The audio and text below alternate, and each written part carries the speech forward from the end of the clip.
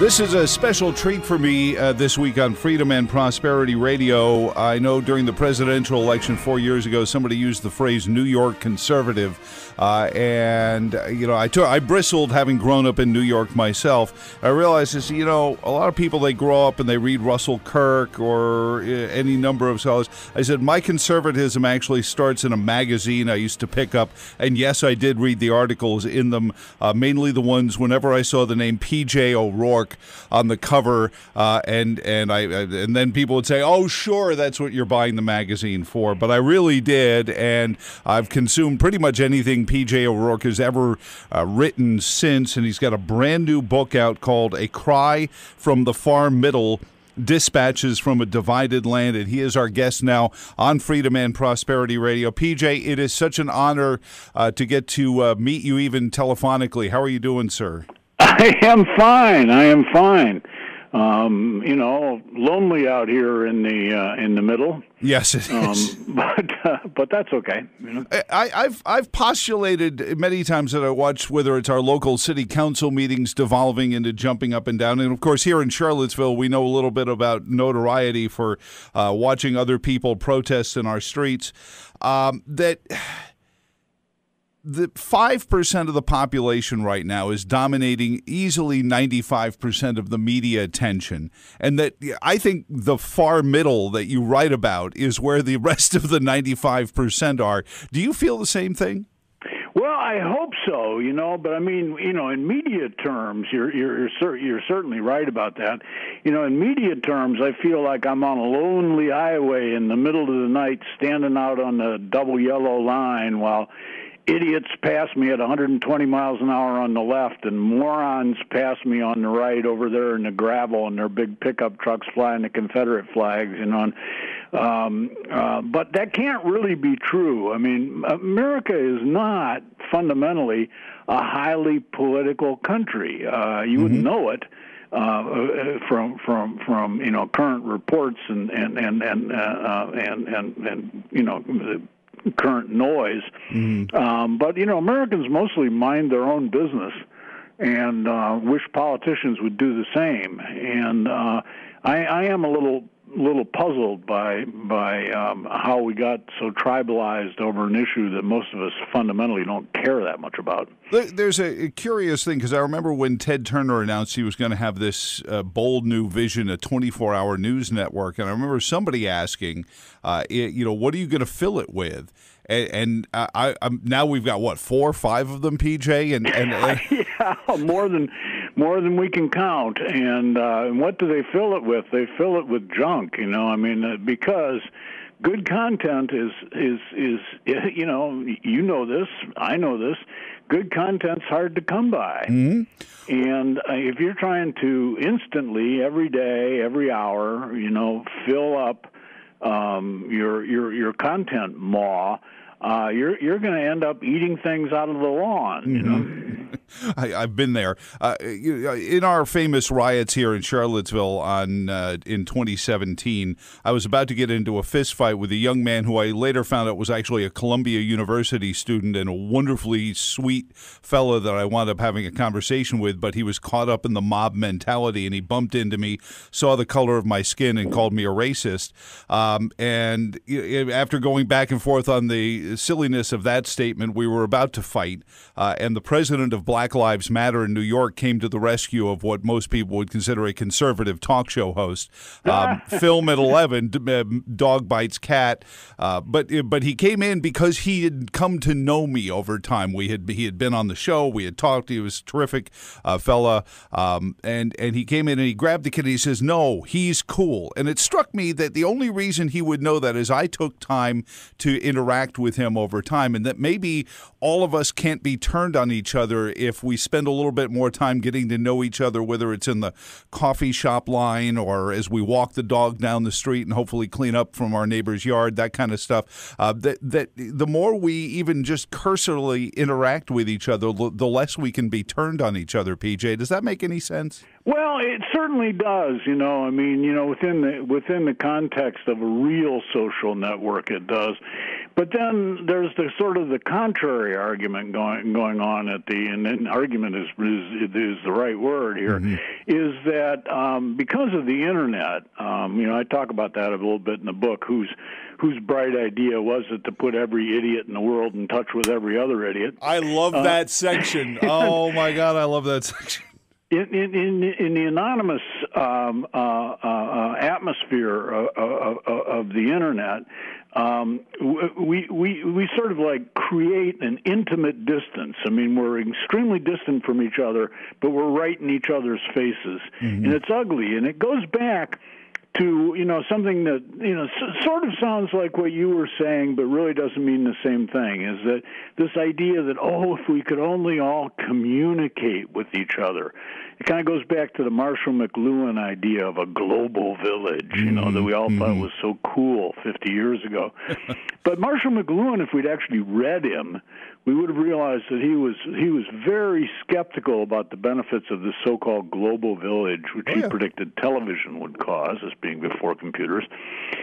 And in an interview once with somebody asked McLuhan, Dr. McLuhan, you said that television would create a global village. And McLuhan said, yeah, but I never said the villagers would like each other. Yeah, it's true. I remember reading Understanding Media in, I think it was sophomore year of high school. It was my first media class. And that, along with those P.J. O'Rourke columns in the magazines that I would read for the column, for the articles, were always very seminal. But you're right. He was more of a warning than it was a prediction. Yes, he was trying to get us to say, watch out, be careful what you wish for here. And so now we have created this atmosphere where everybody has a bullhorn, and no matter, even speaking over the back fence with each other, if we were using a bullhorn, does not soothe the nerves.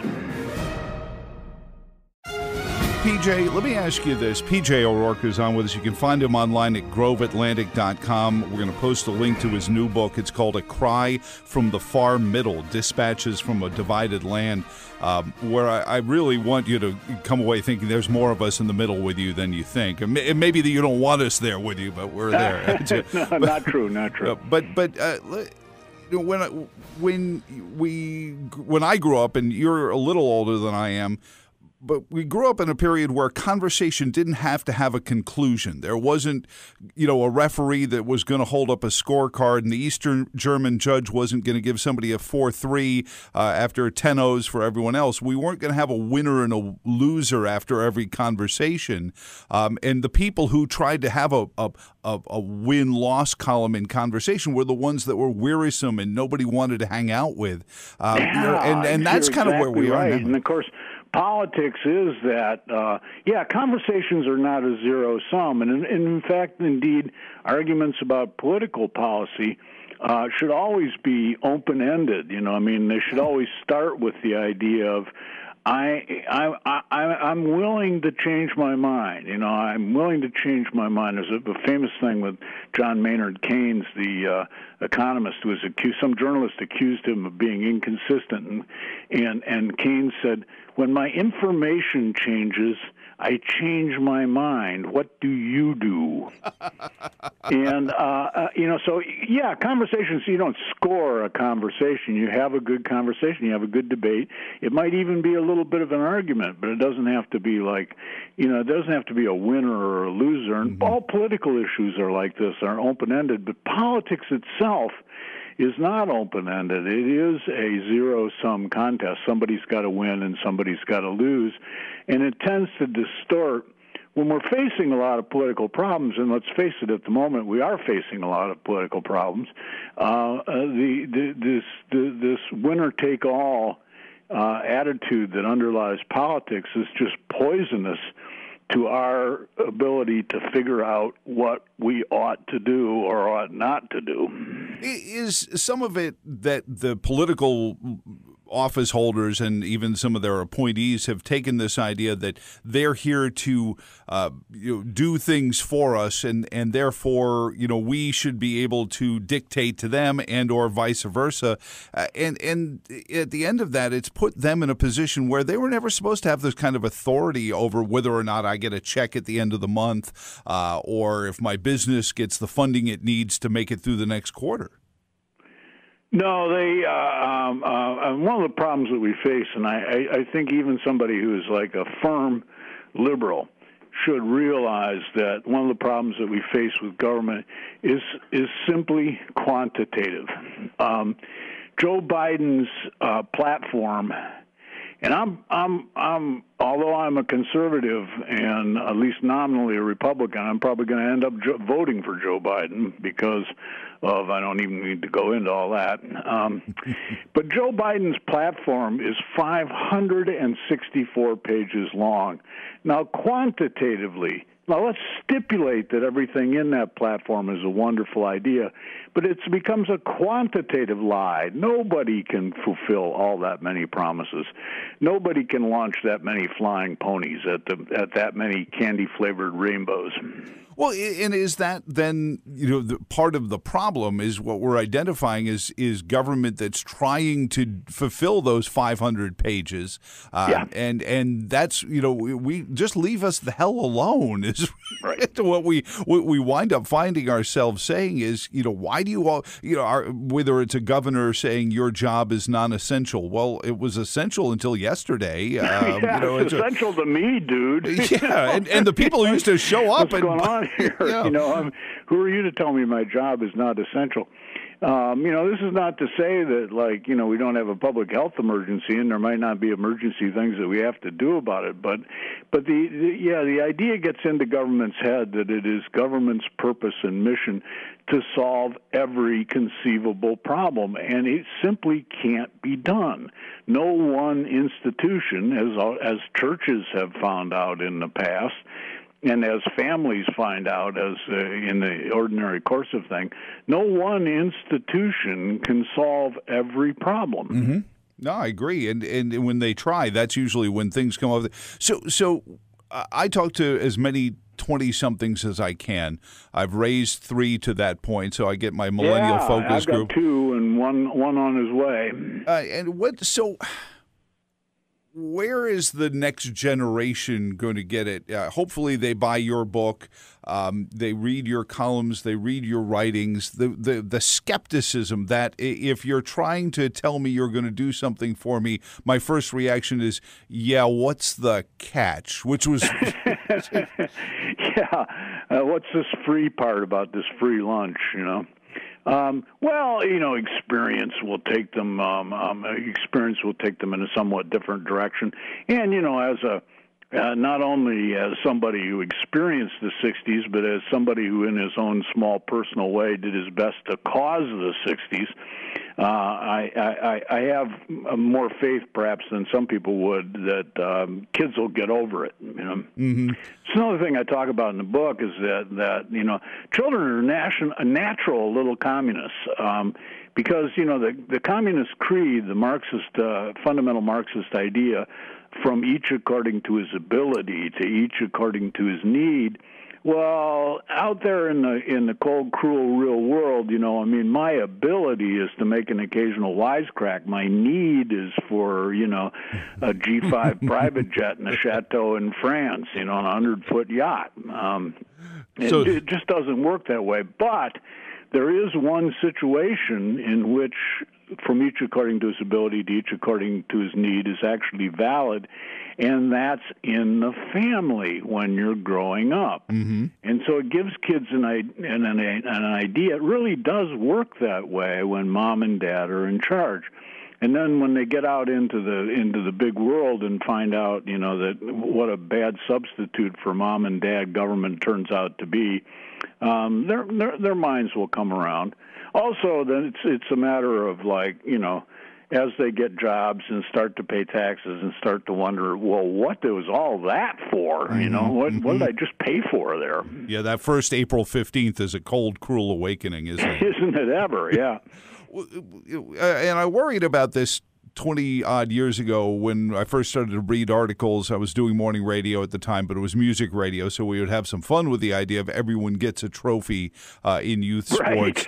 Right. But I worry that the pretext was set for young people, at least the ones that are in their early to mid-20s now, that was something that the world was going to live up to once they got out into it.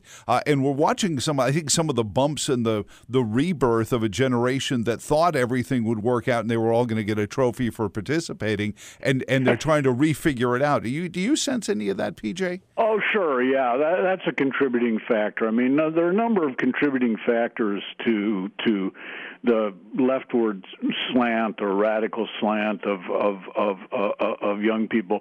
That reward thing is certainly, when they find out that that's not for real. I remember when my son, who's 16 now, when he was about 10, he comes home from grade school with a medal it's for sixth place medal for a foot race he was in. And I said, Cliffy, how many people were in the race? And he said, 6. Oh, boy. And actually, he was wised up. And I remember my eldest daughter, right before she went to college, she's like 18 years old, and I come upstairs, and the hall outside her room is just filled with junk, and it's all like trophies from grade school and junior high and high school, and certificates and all this stuff just piled up in the hall. And I said, what's going on here? She said, I'm throwing this stuff out, Dad. And I said, well, these are all the awards and the trophies that you got. And she said, they're all for showing up. Oh, so she had gotten to that point. She wised up to it. Yeah, she wised up to it. Now, another thing that goes on with kids that we have to take into account is that they've really never seen like what happens when socialism is taken to its logical extreme. I mean, the fall of the Berlin Wall is as long ago for a kid in the early 20s as the Great Depression was for me. So when we start talking about like the evils of communism, for the first place they think, the only communist country they know anything about is Cuba, cheap rum and Guantanamo sing-alongs and cool old American cars. Yeah. And, when we start talking about like how truly evil this was, they're looking at us like we're talking about the Smoot-Hawley Tariff Act. And we might as well be at that point. We might as well be, yeah. So they may have to go on a work-study program to Venezuela to see how these things really work out. Well, here at the University of Virginia, they have a section of the Berlin Wall, but it's all painted nicely and it's behind protective glass because you have to protect a giant piece of concrete. But I don't think it really gives the context of that this wall wasn't to keep people out. This wall was to keep them in. Yeah. And, the graffiti's only on one side because the other side had Alsatian dogs and landmines and guys with submachine guns.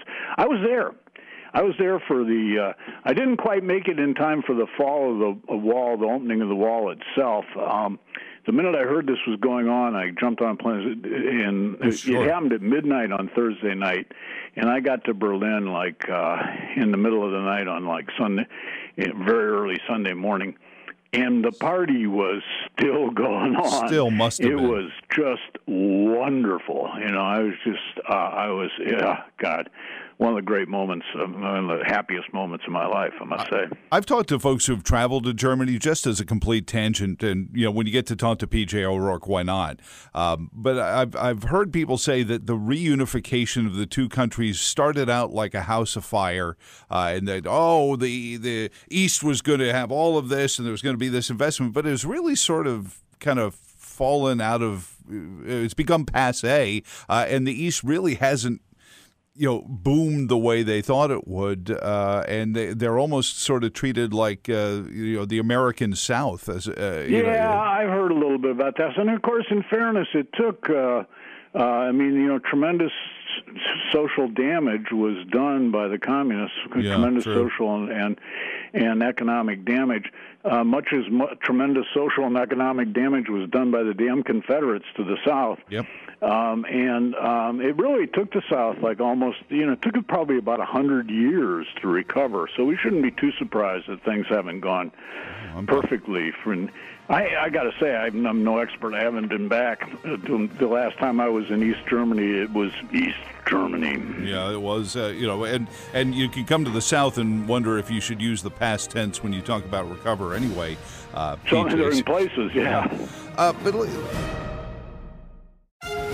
the last one for you here, and we got to let you go, and I really appreciate this visit. Not at all. I'm glad to be here. I'm fascinated also by the process a little bit. So, what was the kernel that said this book needs to get written? Was there just too many ideas on a notepad to just keep scribbling, or was there a moment you said, I got to write a book about this? No, not really. I mean, it was actually turned out to be a reflection of all the stuff.